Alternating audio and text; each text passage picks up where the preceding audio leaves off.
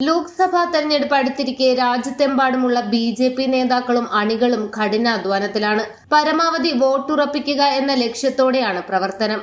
പ്രധാനമന്ത്രി അടക്കമുള്ള നേതാക്കൾ വികസനം വിജയമന്ത്രമാക്കി വിശ്രമമില്ലാത്ത ജോലിയിലാണ്. രാപ്പകൽ ഭേദമന്യേ സഞ്ചരിച്ചാണ് ഓരോ പ്രവർത്തകനും തുടർഭരണം ഉറപ്പാക്കുന്നത്.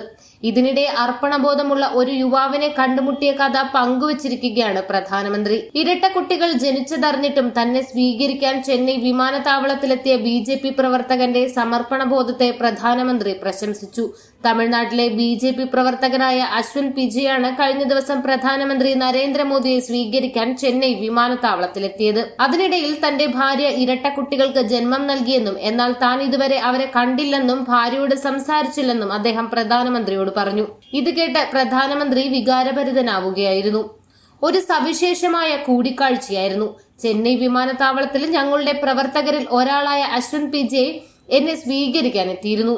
തന്റെ ഭാര്യ കുറച്ചു മുമ്പ് ഇരട്ട കുട്ടികൾക്ക് ജന്മം നൽകിയെന്നും എന്നാൽ താൻ ഇതുവരെ അവരെ കണ്ടില്ലെന്നും അദ്ദേഹം പറഞ്ഞു. അപ്പോൾ അദ്ദേഹം എന്നെ സ്വീകരിക്കാൻ വരേണ്ടതില്ലെന്ന് ഞാൻ പറഞ്ഞു.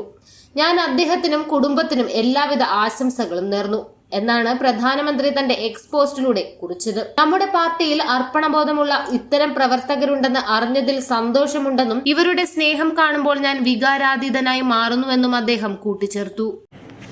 കൂടുതൽ വാർത്തകൾ അറിയുവാനായി ഈ ചാനൽ സബ്സ്ക്രൈബ് ചെയ്ത് ഫോളോ ചെയ്യുക.